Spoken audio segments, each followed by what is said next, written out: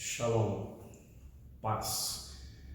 Conforme nós já vimos na nossa última aula, nós encerramos o nosso estudo básico, como eu disse, da Torá. A Torá, como nós vimos, são os 5 primeiros livros, chamados também por nós de Pentateuco. O termo Torá é um termo mais comum entre os judeus. Nós geralmente usamos a expressão, a palavra Pentateuco, dizendo que são 5 livros. Nós vimos Gênesis, Êxodo, Levítico, Números e Deuteronômio. Agora nós vamos para a segunda parte do nosso estudo desse curso básico. Nessa segunda parte, nesse segundo módulo, nós iremos falar dos livros históricos. Nós vimos lá o Tanakh lá atrás, na nossa introdução, vimos que os livros estão divididos nos livros da lei, nos livros históricos e nos livros dos profetas, nos ensinos e nos profetas. E agora nós vamos então começar o nosso estudo dos livros históricos. E qual é o primeiro livro histórico que nós temos no Antigo Testamento? É o 6º livro do Antigo Testamento, é o livro de Josué. O livro de Josué, embora a palavra diga assim, provavelmente não foi escrito por ele. Josué deve ter sido o responsável por alguns textos do livro, mas provavelmente a totalidade do livro não tenha sido escrita por ele. Josué, nós lembramos, era o primeiro imediato, Josué era um discípulo de Moisés. Josué é aquele que subiu ao monte com Moisés, era aquele que estava sempre ao lado de Moisés. E agora Moisés está morto. Em Deuteronômio, quando nós lemos o texto de Deuteronômio, nós percebemos lá no último capítulo que Moisés está morto. E Deus vai falar isso para Josué no capítulo 1 do livro de Josué. Deus começa dizendo para ele: Josué, meu servo Moisés está morto.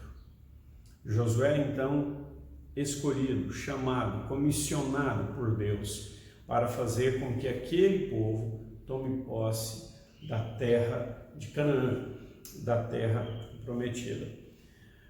Se nós olharmos para toda a Bíblia, nós iremos perceber que no Antigo Testamento nós temos esse grupo com 12 livros, que são livros históricos. Mas nós podemos também olhar para o Novo Testamento. E no Novo Testamento nós temos um livro histórico, que é o livro de Atos dos Apóstolos, ou o livro dos Atos dos Apóstolos, que seria até um pouco mais interessante para a gente pensar.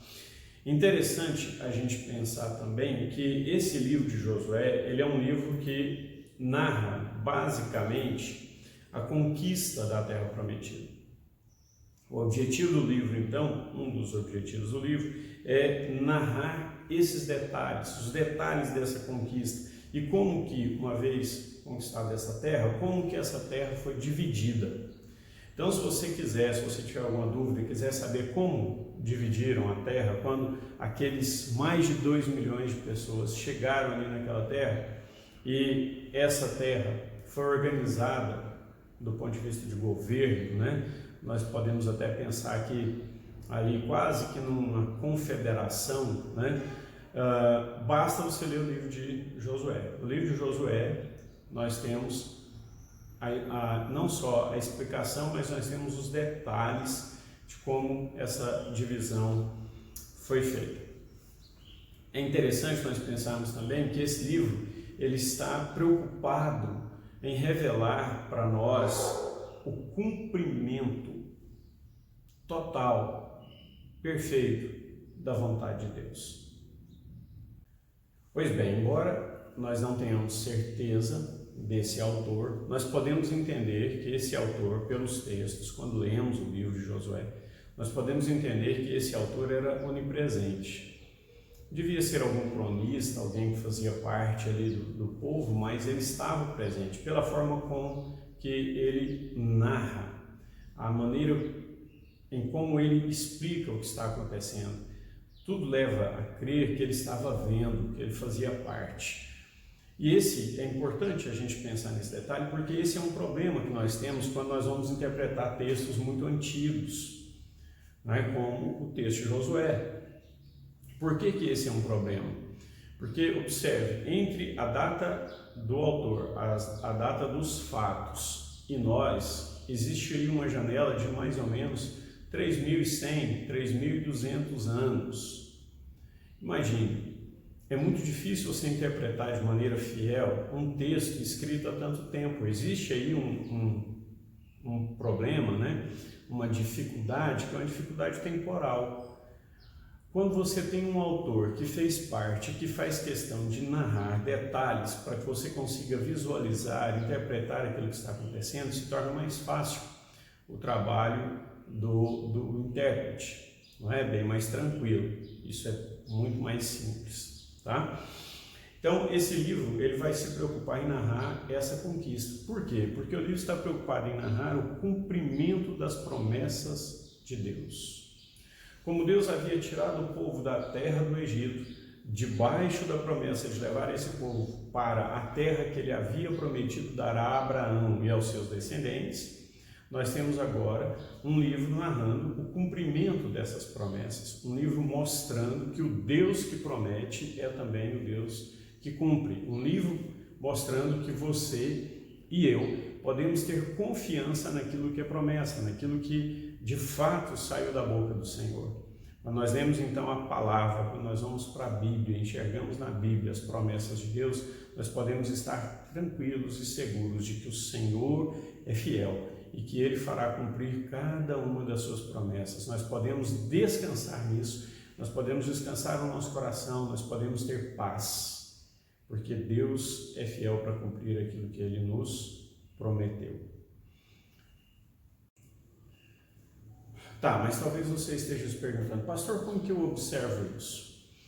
Eu sempre gosto, quando vou ler algum texto da Bíblia, quando vou novamente fazer um estudo sistemático, eu sempre gosto de ler antes a introdução àquele livro, a data daquele livro, o autor, para eu já me situar, para eu tentar ter ali uma ideia a respeito, antes de ler, a respeito do tema daquele livro.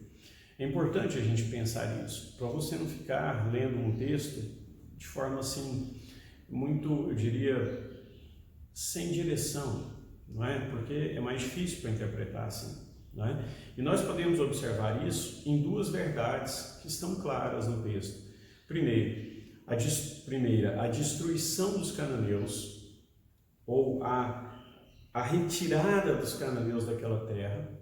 Né? Deus não está retirando os cananeus, Deus não está mandando matar ali aquele povo, porque Deus simplesmente está mandando Israel conquistar uma terra. Não. Assim Deus seria um ditador, né? Ou quase um conquistador aí da Idade Média, né? Semelhante a um deles. Não. Deus está destruindo aquele povo porque aquele povo é um povo que se entregou ao pecado. E apesar das várias e várias chances que Deus deu para aquele povo não se arrependeu. Então Deus não tem prazer naquele povo, Deus destrói aquele povo. Nós precisamos entender que essa é uma representação. Os cananeus, eles são um tipo do pecador que não se arrepende, daquele pecador de coração endurecido. E assim como Deus ordenou que o seu povo destruísse os cananeus, Deus também irá um dia ordenar que o seu povo julgue esses pecadores e que esses pecadores também sejam destruídos. Importante nós entendermos isso. Segundo ponto, ou segunda verdade, é que nós vemos aqui nesse texto o cumprimento das promessas feitas a Abraão. Quando nós olhamos para a terra de Canaã, nós precisamos entender que Canaã é um tipo. Canaã é um tipo de uma vida cristã elevada. Canaã é um tipo de uma vida cristã que só é conquistada por lutas intensas, lutas espirituais intensas, colaborando com o texto, né, ou alinhando, né, o que nós estamos dizendo com o texto de Romanos capítulo 7, versículo 23. Depois você pode conferir esse texto, eu vou colocar aqui também para você conferir. É isso que o apóstolo Paulo nos ensina, é isso que a Bíblia nos ensina. Se eu quero uma vida cristã um pouco melhor, se eu quero uma vida cristã um pouco mais autêntica, se eu quero uma vida cristã um pouco mais profunda em Deus, eu enfrentarei lutas. É impossível uma vida cristã que não tenha lutas.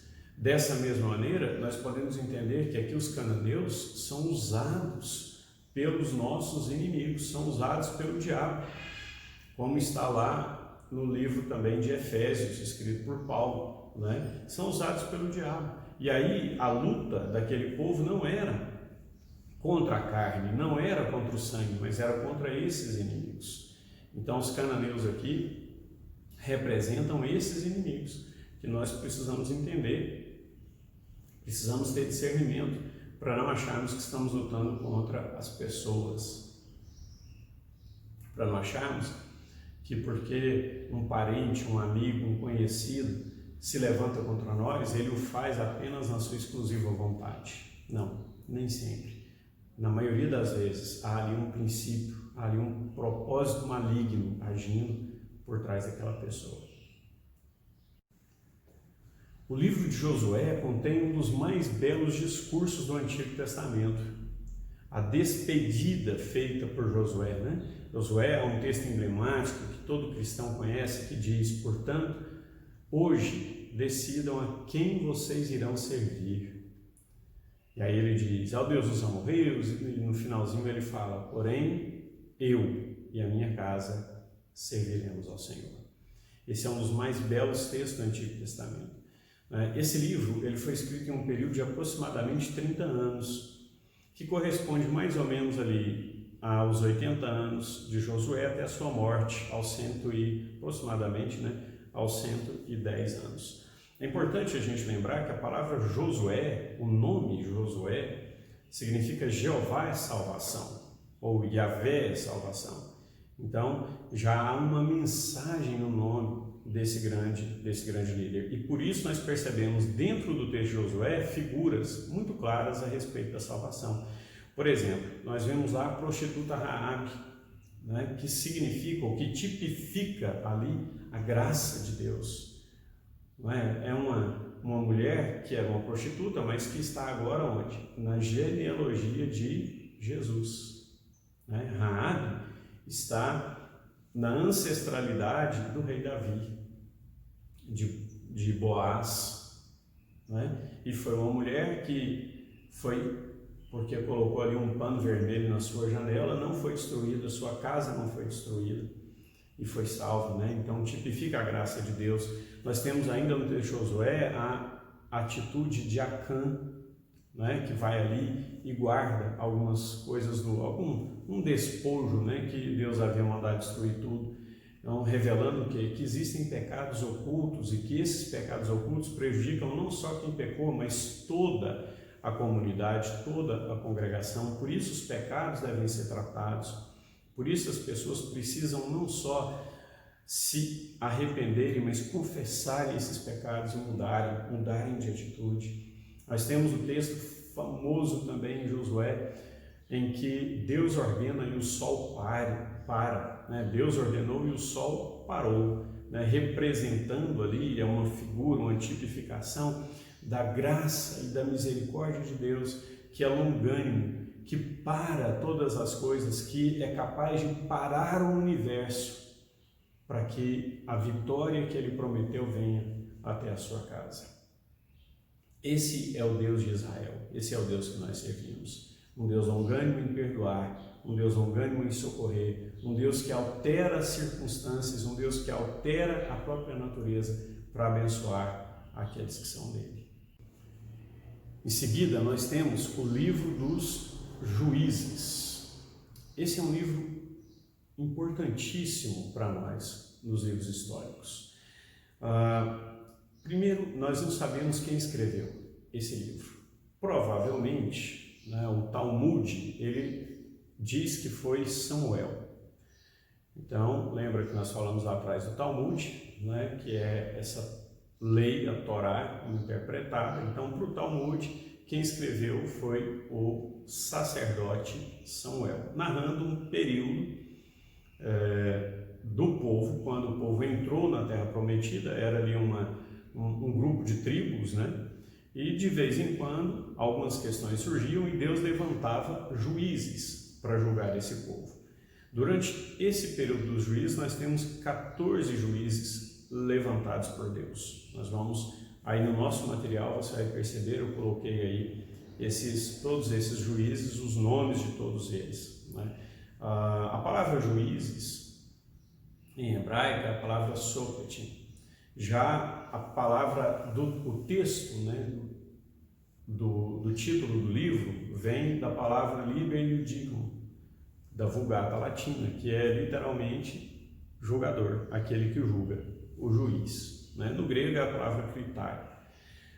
O livro, então, ele vai mostrar para a gente como que se desenrolou a história do povo de Israel nesse período.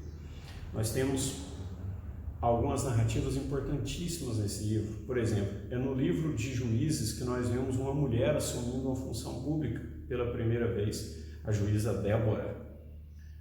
Então, para quem fala que há um machismo, né, no meio do povo de Israel, nós temos uma mulher assumindo um cargo público, como se fosse, só para a gente entender, para a gente fazer uma analogia, como se fosse a presidente, né, de Israel, ou assumindo o cargo do que hoje seria o primeiro-ministro, né, em Israel. Então nós temos a juíza Débora. Outro fato importante nesse livro é a história de Sansão. Nós vamos perceber nesse livro novamente, né, um milagre com uma mulher estéril, né, como aconteceu com Sara. Nós temos agora, né, como já havia acontecido lá atrás também com Raquel, nós temos agora uma mulher, novamente uma mulher estéril. Deus se apresenta para essa mulher, depois se apresenta para essa mulher e seu marido, diz que ela irá ter um filho e que esse filho será separado ao Senhor. Nós temos aqui então um nazireu, segundo a lei mosaica, né? Alguém que não vai tocar numa mulher, alguém que não vai tocar em um defunto, alguém que não vai passar a navalha na cabeça, né? Esse nazireu, esse homem separado, né? Que inclusive faz com que a mãe também seja separada pelo menos um ano antes do nascimento dessa criança. Esse nazireu, Sansão, vai ser usado por Deus, vai ser levado para se casar com uma mulher da Filístia, para que a partir dessa mulher haja um motivo para destruir ou para brigar ali com os filisteus. Sansão é usado por Deus nesse sentido, e Sansão revela para a gente o cuidado que nós precisamos ter com a unção que Deus colocou sobre nós. Sansão era um homem extremamente forte, usado por Deus com muita força, né, no poder do Espírito Santo, mas Sansão brinca com isso, com uma mulher chamada Dalila, e perde essa força, perde essa unção. Dalila é uma figura do pecado, é uma figura da tentação que está o tempo todo diante de nós e que nós precisamos, como está escrito no texto de Gênesis, resistir, para que a unção de Deus, o poder de Deus sobre nós permaneça. Um dos elementos interessantes desse livro é a sequência que nós percebemos nos relatos entre as quedas do povo de Deus. Aqui, principalmente pela idolatria, mas nós temos uma sequência de quedas. Mas, ao mesmo tempo que nós temos uma sequência de quedas, nós temos também consequências, né, dessas quedas. Povos inimigos invadiam, colheitas eram roubadas, o povo era feito servo, era feito escravo, né? Nós temos também o agir de Deus a partir do arrependimento. Então, quando o povo se arrependia, Deus levantava um juiz e nós vamos ver vitórias, né? O agir sobrenatural, inclusive, de Deus nessas vitórias. Aqui, nesse livro, nós temos o que nós chamamos em história de teocracia, né? Que seria o que? O governo de Deus. Né? A palavra cracia vem da língua grega e significa governo. Então, o governo de Deus. Por quê? Porque é Deus quem está escolhendo o juiz. E embora seja um juiz, embora seja um homem, quem está governando por trás desse juiz é Deus.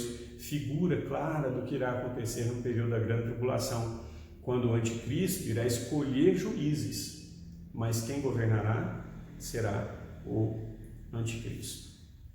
É importante a gente entender que, em última análise, a legitimidade do governo está em Deus. Então, se aquele governo não age segundo Deus, ele não tem mais legitimidade. Esse é um ponto importantíssimo para nós pensarmos, principalmente nos nossos dias atuais, em que os cristãos, às vezes, são levados como rebanho que é incapaz de raciocinar e obrigado a ter uma submissão cega, uma obediência cega a homens que não estão agindo segundo os princípios de Deus, que há muito se afastaram dos princípios de Deus, mas por uma interpretação errada, por uma exegese mal feita do texto, as pessoas são levadas ou são quase obrigadas a obedecerem de maneira cega. O texto de Juízes é um excelente exemplo. Quando Jefté se afastou do propósito de Deus, o povo não seguiu. Por quê? Porque não havia legitimidade na vida ou no governo de Jefté. Deus não estava agindo mais através dele. Outro fato importante que eu comecei a falar do texto de Josué, né, é que aqui nós temos a caracterização do confederalismo, né, claro que o Estado moderno só vai surgir agora há pouco mais de 400 anos, né, ou cerca de 400 anos, mas aqui nós temos um confederalismo. São 12 tribos, como se fossem 12 estados independentes. E a gente percebe isso de maneira muito clara. Cada uma dessas tribos luta para proteger a terra que recebeu. Então, quando eu tinha uma invasão inimiga, as tribos lutavam para impedir que esses inimigos tomassem posse da terra. Há um confederalismo. Por isso nós vamos ver cada tribo, às vezes, com atitudes completamente diferentes, embora o princípio geral seja a Constituição, seja a lei, mas cada tribo tem uma maneira diferente de agir. Esse livro, o período histórico desse livro envolve cerca de 400 anos. 400 anos. Nós vamos ter aí um período que vai da conquista da terra, com a morte de Josué, até Samuel, porque Samuel, na verdade, ele pode até ser enquadrado aí como o último juiz, tá? Embora ele não esteja no livro dos juízes, ele não esteja lá citado como juiz, mas ele é o sacerdote que assume essa posição, né? É o último, por quê? Porque depois dele, nós sabemos, Israel se torna uma monarquia, né? Nós vamos ter lá o rei Saul, então, e depois o rei Davi. Mas nós temos aqui Samuel encerrando esse período de aproximadamente 400 anos. A parte mais antiga do Antigo Testamento, ou a parte escrita mais antiga, né, do Antigo Testamento, está nesse texto. É o Cântico de Débora, que deve ter sido escrito por volta de 1200, entre 1120 a 1180, 1200 antes de Cristo. Tá? Então esse é o escrito mais antigo que nós temos do Antigo Testamento. Nós podemos dividir então o livro em 3 períodos. Eu vou falar rapidamente desses períodos. O primeiro, capítulo 1 e capítulo 2, né, que começa com a morte de Josué. Esse é o primeiro período. O segundo período, ou período intermediário, ele narra 7 apostasias, narra 6 servidões e uma guerra civil. Começa então no capítulo 3 e vai até o capítulo 16. Então, se você quiser entender o que é apostasia, né, eu já disse, quem está assistindo nosso estudo de Apocalipse, que o termo apostasia precisa ser interpretado dentro do contexto, mas aqui no contexto de Juízes, a apostasia é de fato o afastamento da fé, a negação daquilo que se cria ou que se pregava como sendo a verdade. Então, se você quiser entender a apostasia, basta você estudar do capítulo 3 até o capítulo 16. Você vai ver 7 apostasias, 7 vezes o povo negando a fé, o povo se afastando de Deus. E o terceiro período, nós vamos ter um período complicado, que vai do capítulo 17 até o 21, que é historicamente o primeiro período que nós podemos considerar como anarquia, como sistema de governo. Então a gente tem uma confusão aí nessa teocracia, né? E há uma anarquia. O que nos deixa bem, assim, tranquilos em afirmar, é um texto que diz que naqueles dias Deus não falava com o povo, não havia juízes em Israel e cada um agia da maneira que achava correto. Então, esse texto narra um período anárquico, um período em que cada um fazia o que achava que devia ser feito. Aqui, então, você precisa, lendo o texto de Juízes, você precisa entender duas coisas. Existem duas lições principais nesse texto. A primeira grande lição desse texto. Esse texto mostra o fracasso humano quando age a partir do seu arbítrio caído. Observe que o homem só teve livre-arbítrio antes da queda. Depois da queda, o arbítrio do homem está comprometido pelo pecado. E esse homem só terá outra vez um arbítrio livre a partir da sua regeneração pela ação do Espírito Santo. Então, a partir da sua salvação. Então, aqueles que não estão salvos, embora gritem a plenos pulmões que eles têm livre-arbítrio para decidir o que eles quiserem, se enganam, eles não são livres, eles são escravos do pecado. Paulo diz isso nos 3 primeiros capítulos do texto de Romanos. Então, aqui, a primeira lição desse livro é que o homem irá fracassar quando agir a partir do seu próprio arbítrio, que não é livre. A segunda grande lição que nós temos aqui é o fato de que Deus responde orações. Deus responde orações. Há poder na oração. E um exemplo que eu gosto muito aqui é o exemplo de Sansão. A Bíblia diz que Sansão estava sendo usado como um jumento para empurrar ali o moinho, mas há um texto que diz assim: e o cabelo de Sansão começou a crescer. Por quê? Porque o sinal externo da presença de Deus era o cabelo grande de Sansão. E quando Sansão é levado para ser palhaço dentro do templo dos filisteus, Sansão se abraça ali com 2 colunas e diz: Senhor, usa pela última vez o seu servo. E a Bíblia diz que Deus ouviu essa oração e o número de inimigos que Sansão matou com sua morte foi maior do que aqueles que ele matou na sua vida. Deus escuta oração. E se você quiser fazer um paralelo entre o texto de Juízes e um texto do Novo Testamento, leia Juízes e leia Gálatas. Você irá perceber em Juízes e em Gálatas semelhanças gritantes. Em Gálatas nós temos a igreja que recebeu a palavra de Deus e creu em Jesus e que agora está sendo judaizada, está voltando, está abandonando a palavra de Cristo. Você pode ler o texto de Juízes e pode entender também o que está acontecendo com os Gálatas no Novo Testamento. Para nós encerrarmos a nossa aula, nós vamos falar do livro de Ruth. Ruth é considerado uma gema literária no Antigo Testamento.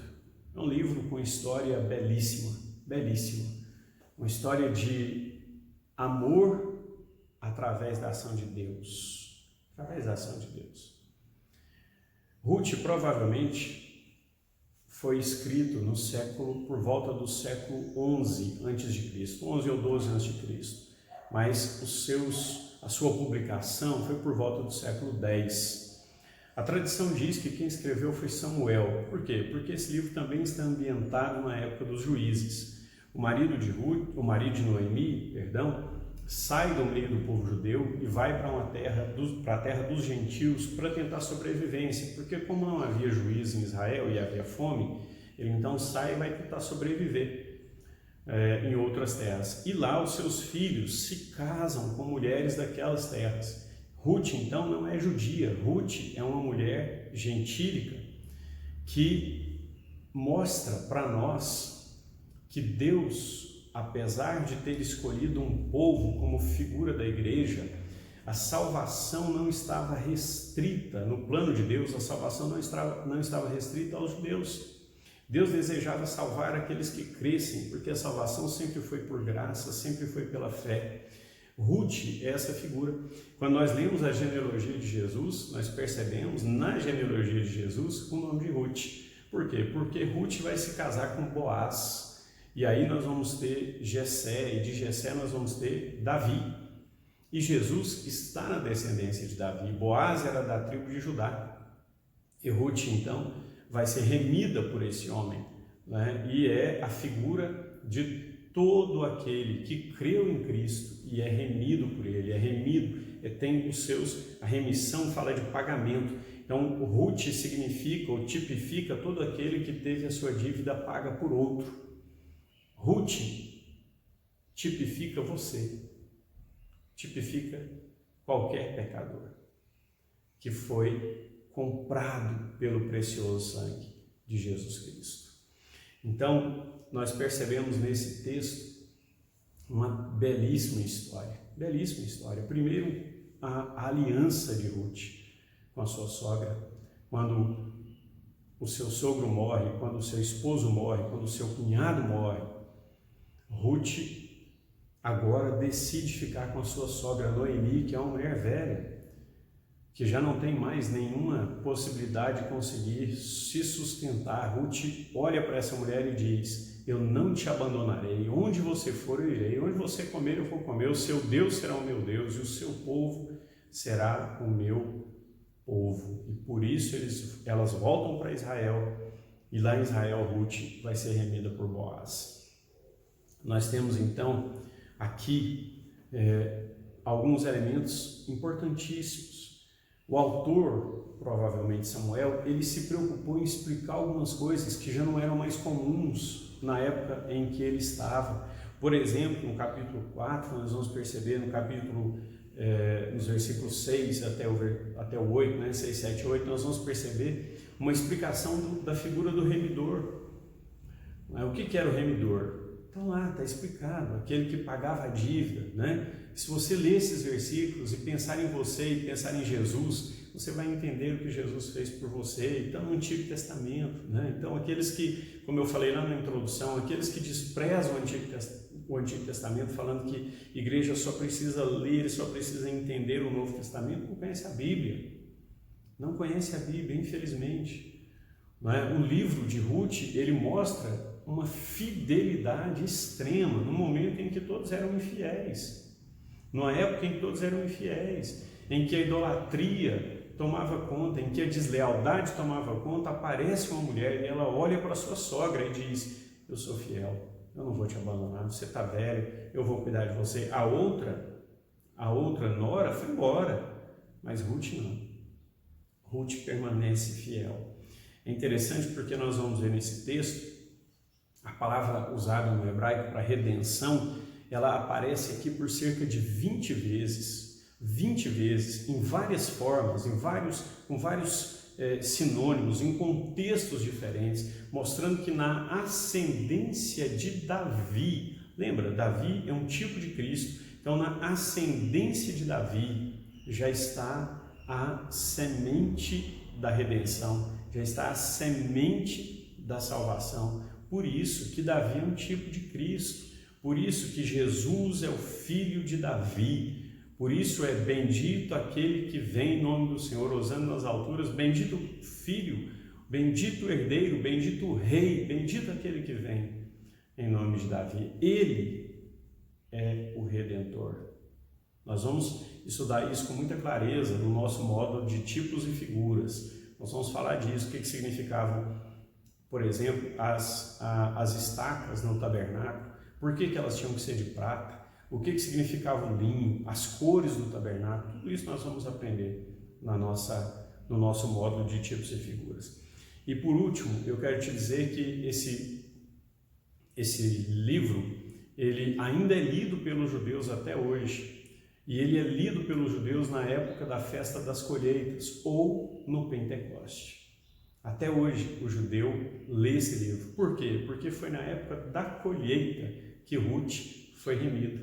Foi na época da colheita. Ela vai catar espigas, se deita perto de Boaz e é então remida por ele. A minha oração e o meu desejo é para que Deus traga ao seu coração, quando você estiver lendo, não só o material, mas quando você estiver lendo o livro, que é o nosso conselho, né? Que você leia o livro para entender o material. Que você, ao ler esse livro, seja tocado pelo Espírito Santo. Que o poder de Deus fale ao seu coração. Que você olhe para Ruth e entenda em Ruth o tipo de um pecador que se arrepende e que é remido pelo nosso Senhor e Salvador Jesus Cristo. Até a nossa próxima aula. Deus te abençoe. Shalom.